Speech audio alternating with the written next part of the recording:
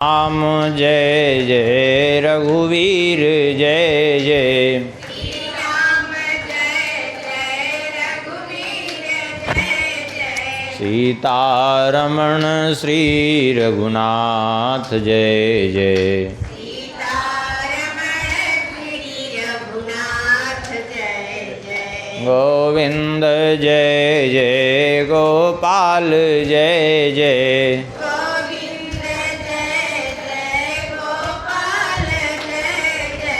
श्री राधा रमण हरि गोविंद जय जय। राधा रमण हरि गोविंद जय जय।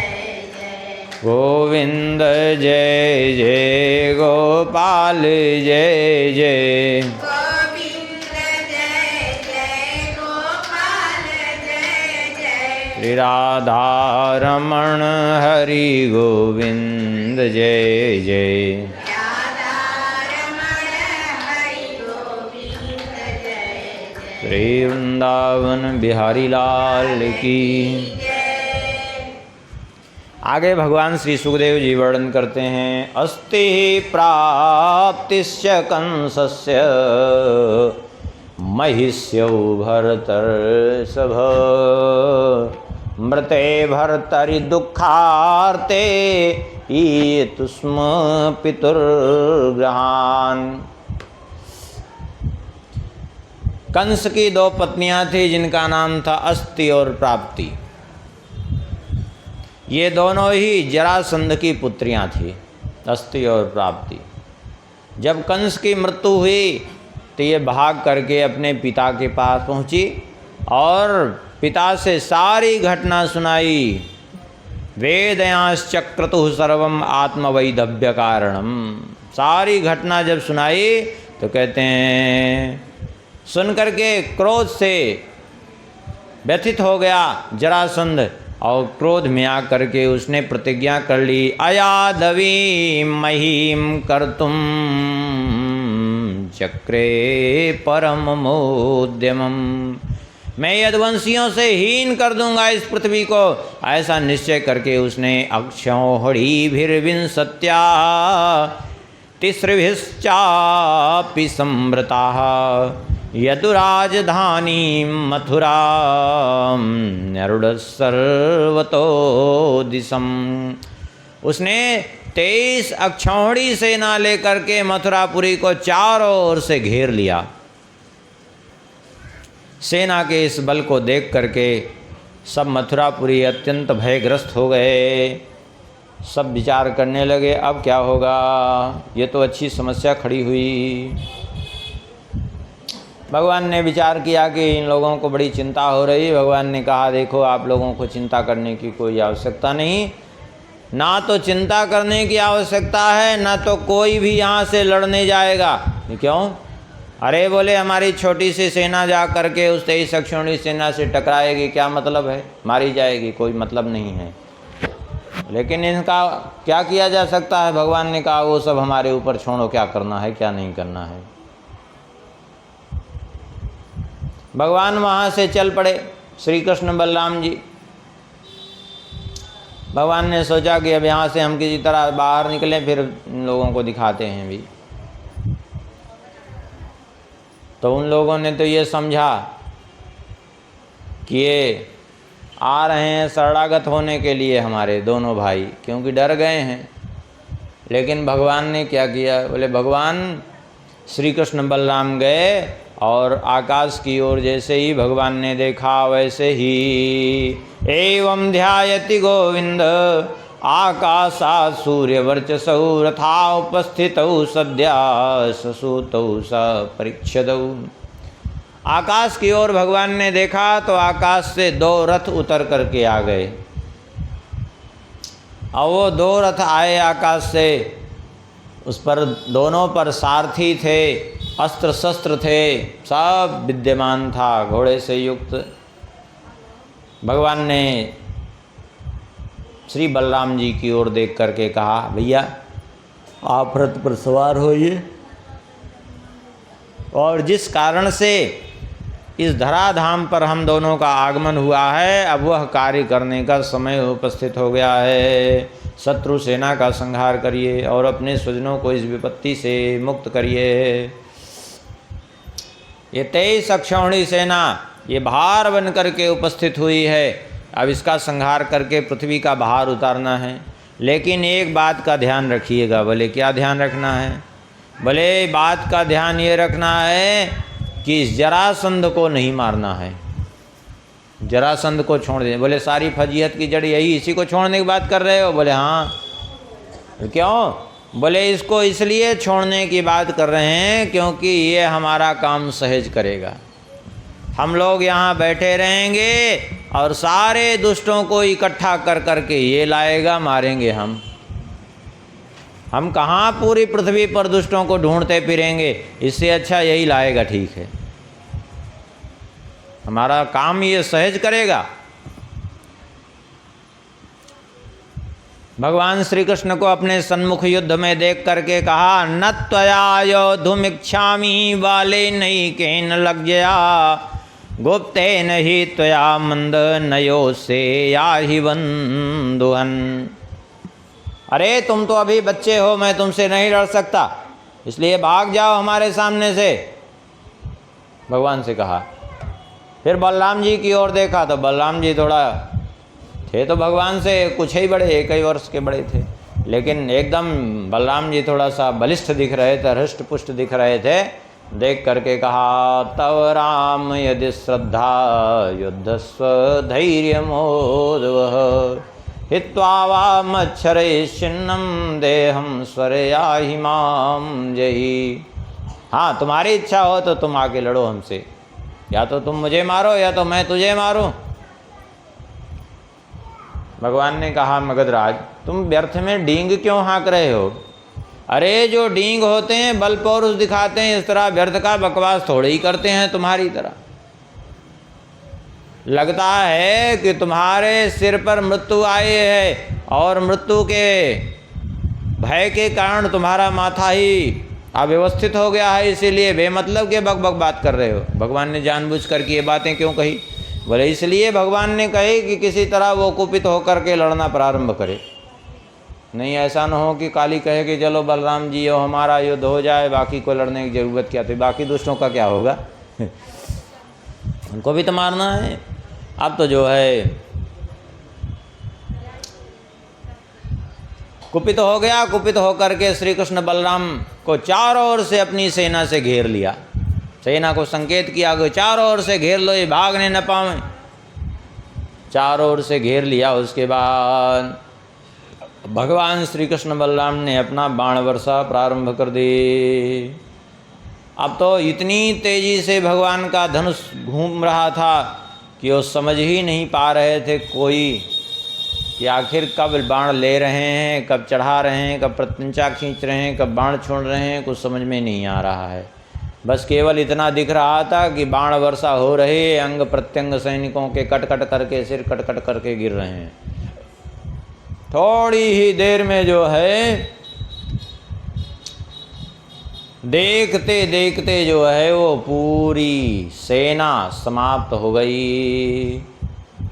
सारी सेना मारी गई, उसका रथ भी टूट गया।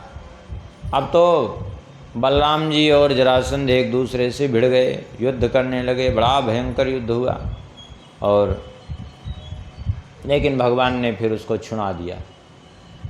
भगवान ने कहा, जाओ तुम्हें हम जीवन दान देते हैं। अब देखो, किसी वीर को मार दो तो उसको उतना कष्ट नहीं होगा, लेकिन कह दो कि तुम्हें जीवन दान देते हैं तो वो तो जीते जी मर जाएगा बेचारा। आखिर विवश होके चला गया और अपने प्राण त्यागना चाहता था, लेकिन जो है उसको उसके सहयोगियों ने सांत्वना दी कि चिंता मत करो, युद्ध हारे हो लेकिन हिम्मत मत हार जाओ, अभी फिर से सेना तैयार करेंगे। फिर से सेना तैयार की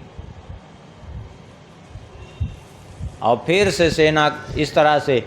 अब स्वाभाविक है कि तुरंत सेना रहती तो है नहीं, इतनी सेना लेके आया, फिर से 23 अक्षौहिणी सेना, फिर तैयार करने में समय तो लगेगा भाई।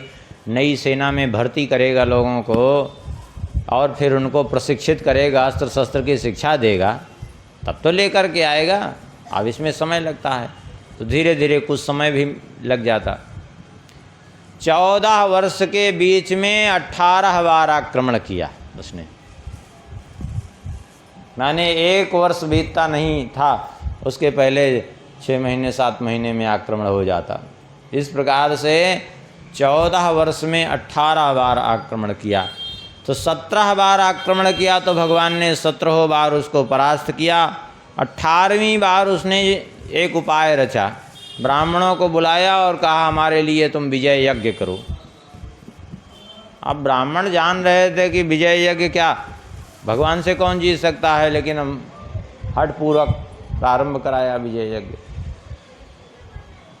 ब्राह्मणों ने भगवान से प्रार्थना की, अब आप ही कुछ कर सकते हैं, अब हम क्या करें, अच्छे फंसे हैं हम लोग। इधर काल यवन को नारद जी ने प्रेरित किया। वैसे हरिवंश पुराण में यह भी वर्णित है कि इसने भी भेजा था साल्व को काल यवन के पास। साल्व ने जाकर के काल यवन को बहकाया। साल्व की बात कर रहे हैं, शल्य की बात नहीं। शल्य और साल्व दोनों अलग अलग हैं। बहुत लोग शल्य के धोखे में रहते हैं। वो उसमें सीरियल में शल्य दिखा दिया है, मद्र नरेश शल्य नहीं, मद्र नरेश शल्य नहीं, साल्व। शल्य और साल्व अलग हैं। शल्य का वध युधिष्ठिर जी ने किया था महाभारत के युद्ध में, और साल्व का वध श्री कृष्ण ने किया था द्वारिकापुरी में। ये साल्व वही था जिसको भीष्म जी ने परास्त करके जीवन दान दिया था। अम्बा जिसके पास गई थी, तो इसने अम्बा को बाद में परित्याग कर दिया था, तो अम्बा बदला लेने के लिए भीष्म से प्रार्थना करे थी। ये वो साल्व है, साल्व अलग है, शल्य अलग। तो वहाँ वर्णन है साल्व को इसने भेजा था किसके पास, काल यवन के पास। काल यवन को प्रेरित किया क्योंकि जानता था कि काल यवन को कोई भी युद्ध में नहीं मार सकता, क्योंकि उसको भगवान शंकर जी का वरदान था। काल यवन को नहीं, बल्कि उसके पिता शेषी रायण ने जब तब किया था कि हमें ऐसा पुत्र प्रदान करिए कि जिससे कि कोई भी उसको युद्ध में मार न सके, किसी अस्त्र शस्त्र का उस पर प्रहार न हो सके, कोई अस्त्र शस्त्र उसको क्षति न पहुंचा सके। भगवान शंकर जी ने कहा तथास्तु। तो इसलिए जानते थे कि इसके ऊपर अस्त्र शस्त्र काम करेगा नहीं, कोई युद्ध में मार नहीं सकेगा, इसलिए काल यवन को भेजा। 3 करोड़ म्लेच्छों की सेना लेकर के काल यवन ने मथुरापुरी पर चढ़ाई की। भगवान ने कहा इसको युद्ध में मारा तो जा नहीं सकता, इससे लड़ना ही व्यर्थ है। लेकिन भगवान ने कहा कोई भी बाहर नहीं निकलेगा, हम अकेले जा रहे हैं। पहले जब हम इसको लेके चले जाएंगे तब सेना का संहार करना है, बलराम जी से कह दिया। ठीक है, भगवान अकेले ही अपने नगरी से, मथुरापुरी से बाहर आए और बढ़िया लंबा चौड़ा पीताम्बर ओढ़ करके भगवान आए बाहर, बिना अस्त्र शस्त्र के। देख करके इसने कहा बिना अस्त्र शस्त्र के ही चले आए लड़ने के लिए। भगवान ने कहा हाँ बिल्कुल, और उसमें क्या, हम तुमसे ऐसे ही लड़ लेंगे। लेकिन एक समस्या है, तुम्हारे पास 3 करोड़ की सेना और हम अकेले, वो भी बिना अस्त्र शस्त्र के, यहाँ युद्ध कैसे बराबरी को होगा। बोले हम वचन देते हैं कोई नहीं आक्रमण करेगा आपके ऊपर, केवल हम आप लड़ेंगे। भगवान ने कहा तुम्हारी बात का हमें विश्वास नहीं है। अरे तुम जब पराजित होने लगोगे तो तुम्हारे ये सेवक हैं, स्वाभाविक सहन नहीं कर पाएंगे, टूट पड़ेंगे। तो बोले फिर क्या किया जाए। बोले ऐसी जगह चलो न तुम्हारी सेना हो न हमारी सेना हो। अच्छा, चल दिया वहाँ से। अब 3 करोड़ की सेना थोड़ी बहुत थोड़ी होती है वो 3 करोड़ की सेना तो कई कोसों में फैलती है। हाँ, अरे कुछ लाख लोग इकट्ठे हो जाएं, मेला लग जाए तो कितने कोस में सेना पब्लिक फैल जाती है। और जहाँ 3 करोड़ की सेना है तो कितनी दूर में रही होगी सेना, स्वयं सोच लीजिए। भगवान चलते चलते उनको लेकर के पहुँच गए धवलपुर की तरफ गुफा में, और उधर मुचकुंद जी सोए हुए थे गुफा में। अब वहाँ जब निकट पहुँचे कुछ दूर पे, तब जा कर के उसकी सेना की सीमा ख़त्म हुई। अब भगवान ने देखा कि अब निकट है पर्वत, दौड़ना प्रारंभ किया। उसने भी पीछा किया, हमको यहाँ तक भगा के ले आया और भाग रहा है, छोड़ूंगा नहीं मैं तुम्हें। भगवान उसी गुफा में प्रविष्ट हुए और वो भी गुफा में प्रविष्ट हुआ। आगे आगे भगवान पहुँचे। वो पीताम्बर जो लंबा चौड़ा ओढ़ करके गए थे ना, उसी को जा कर के मुचकुंद जी के ऊपर उड़ा दिया। और जैसे ही मुचकुंद जी के ऊपर उड़ाया, भगवान तो एक जगह जा कर के किनारे छुप गए और उसने सोचा ये मुचकुंद को ही समझा कि ये हमको यहाँ तक ला करके पीताम्बर ओढ़ करके सो रहा है। बस क्रोध में भर करके पहुँचा, उसने जोर से अपने पैर का प्रहार किया। जैसे ही मुचकुंद जी सो रहे थे, उनकी निद्रा भंग हो गई। और जैसे ही निद्रा भंग हो गई, बहुत वर्ष हो गए थे उनको सोते सोते निद्रा भंग, क्योंकि वो वरदानी निद्रा थी। वो ऐसी निद्रा सामान्य निद्रा नहीं थी, इंद्र ने वरदान दिया था। हुआ ये था कि ये मुचकुंद जी गए थे देवराज इंद्र की सहायता करने और काफ़ी समय वहाँ रह गए। जब बहुत समय वहाँ रह गए तो वहाँ से जब चलने लगे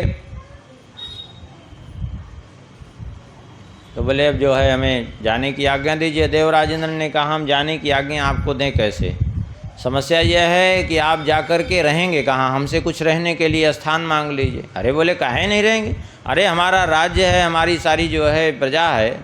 अरे बोले राज्य प्रजा कुछ नहीं है आपके पास अब। अरे आपकी न जाने कितनी पीढ़ियाँ बदल गई, आप आए थे तो पृथ्वी लोक पर सतयुग था और इस समय बोले इस समय द्वापर चल रहा है, द्वापर प्रारंभ हुआ है अभी। अच्छा इतना समय बीत गया, बोले हाँ, क्योंकि यहाँ के समय और धरती लोक के समय में अंतर है। यहाँ का एक दिन आप रहे तो धरती लोक पे एक वर्ष बीता, इतना प्रभाव अलग अलग है। वहीं बैठ जाइए, वहीं बैठ जाइए। अब तो बोले अच्छा,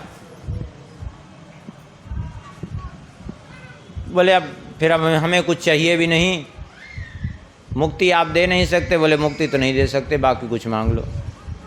बोले तो अब हमें कुछ नहीं चाहिए, अब हम जाकर चुपचाप विश्राम करना चाहते हैं। देवराज इंद्र ने कहा ठीक है, जाके आप विश्राम करिए और हम आशीर्वाद देते हैं कि जो आपके निद्रा में व्यवधान करेगा, जो आपको जगाएगा, आपकी दृष्टि पड़ते ही भस्म हो जाएगा। अब तो जगा दिया इसने जा कर के ठोकर मार के, जैसे ही दृष्टि पड़ी वैसे ही भस्म हो गया। मुचकुंद जी सोचने लगे न जाने कौन सा भागा कि हमको आगे जगा के भस्म हो गया फालतू में। अब तो जो है भगवान सन्मुख आए हैं। भगवान ने कहा उसके मृत्यु का क्षोभ मत करो तुम। ले आप कौन हैं दिखने में इतने तेजस्वी? भगवान ने कहा वैसे तो हमारे बहुत से नाम हैं, बहुत से स्वरूप हैं, लेकिन इस जन्म में मुझे वासुदेव नाम से लोग जानते हैं। बोले वासुदेव? बोले हाँ, अरे नारद जी ने हमको बताया था, लगता है ये आप ही हैं, कृष्णावतार हो गया। बोले हाँ हो गया। स्तुति की। भगवान ने कहा ठीक है हम तुम पर प्रसन्न हैं, लेकिन पूर्व में जो आपने राज करते समय जो शिकार आदि की क्रीड़ा की थी, उससे जो हिंसा बनी थी उसका अभी आपने प्रायश्चित नहीं किया है, इसलिए जा कर के तब करके अभी उसका प्रायश्चित करो। अभी इस जन्म में तुम्हारी मुक्ति नहीं होगी, अगले जन्म में तुम ब्राह्मण के रूप में जन्म लोगे तब तुम्हारी मुक्ति होगी। वे ही मुचकुंद जी दूसरे जन्म में नरसी मेहता बन करके जन्मे। उस समय जा कर के वे बद्रिकाश्रम के आगे तब करने लगे। हाँ बद्रिकाश्रम के आगे है मुचकुंद गुफा, वहीं जाके तब किया इन्होंने। इधर भगवान ने आकर के बलराम जी के साथ मिलकर के जो इसकी 3 करोड़ म्लेच्छों की सेना थी, इस सेना का संहार किया है भगवान ने।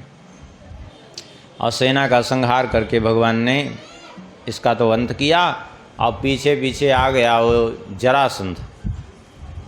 भगवान ने कहा कि अब सब लोग, जरासंध आ रहा है, एक काम करो सब लोग द्वारिका के लिए प्रस्थान करो। बोले ऐसे कैसे द्वारिका के लिए? यहाँ?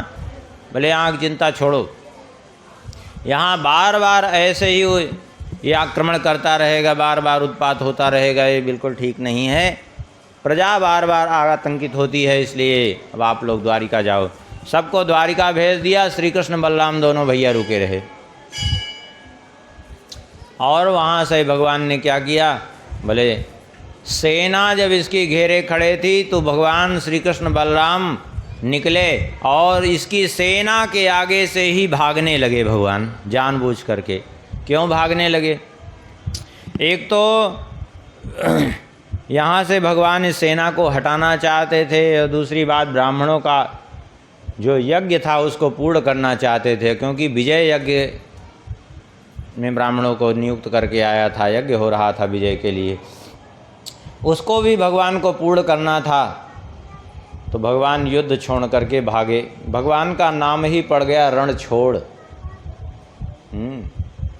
भागे वहाँ से भगवान। इसने पीछा किया। जब पीछा किया तो कुछ दूर भगवान भागते रहे तो श्री परशुराम जी महाराज से भेंट हुई। परशुराम जी ने कहा प्रभु हमारे साथ चलिए। परशुराम जी, श्री कृष्ण और बलराम जी तीनों ही भागते गोमंतक पर्वत पर गए हैं दक्षिण की ओर, और उस पर्वत पर चढ़ गए हैं। चारों ओर से इसने सेना से उस पर्वत को घेरवा लिया है। घेरवा करके जो है चारों ओर से जंगल से लकड़ियां इकट्ठा कटवा के और तुरंत जो है इसने चारों ओर से घिरवा के आग लगवा दी है कि यहाँ से निकलने ना पावें। अब वो इतना बड़ा पर्वत जलने में तो समय लगेगा। आग लग रही थी, जल रहा था, कई दिन ये रहा। उसके बाद फिर कुछ सेना अपनी वहीं छोड़ करके ये अपने राज्य को वापस चला गया। पर्वत के प्राणियों को पीड़ित देख करके बलराम जी से नहीं रहा गया। बलराम जी कूद पड़े हैं। अब कूद करके सेना का संहार प्रारंभ किया है, तो भगवान भी कूद पड़े हैं और सेना का संहार करके फिर भगवान द्वारिका पधारे हैं। इस प्रकार से भगवान द्वारिका जब पहुंच गए, द्वारिका में भगवान निवास करने लगे।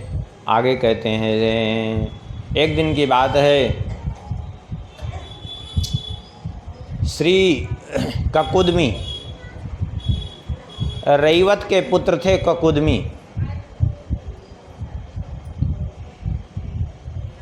ये ककुदमी जो है, इनकी एक पुत्री थी जिसका नाम था रेवती।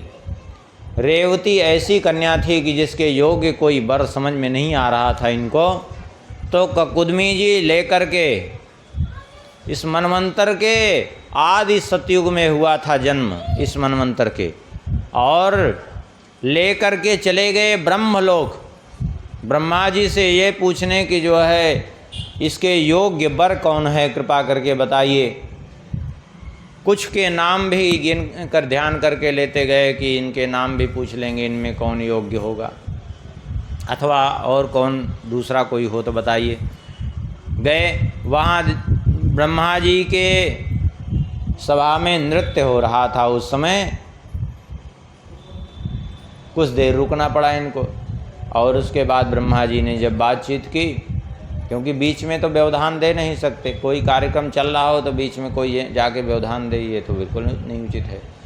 बाद में जब इन्होंने ब्रह्मा जी से सारी बात कही कि हम अपनी पुत्री को लेके आए हैं, इसके योग्य वर बताइए। ब्रह्मा जी ने कहा, जिन जिन के बारे में तुमने सोचा है वो एक भी नहीं बचे हैं, सब काल के गाल में पहुंच गए। क्योंकि यहाँ के समय में धरती के समय में बहुत अंतर होता है भाई। यहाँ के समय में और धरती के समय में कितना अंतर। ब्रह्मलोक का 1 मिनट का समय धरती लोक का 60 लाख वर्ष का समय व्यतीत हो जाता है इतनी देर में। हाँ, वहाँ के 1 मिनट में यहाँ 60 लाख वर्ष व्यतीत होता है। बोले जब से तुम यहाँ आए हो ना, तब से पृथ्वी लोक पर 27 चतुर्युगी बीत चुकी है, अब 28वीं चतुर्युगी चल रही है। आश्चर्य हुआ। बोले आश्चर्य मत करो, सत्य ही है। और अब शीघ्र पहुँचो।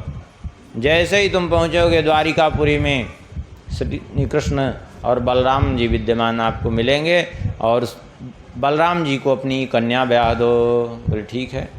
वहाँ से आए हैं और बलराम जी को अपनी कन्या ब्याही है।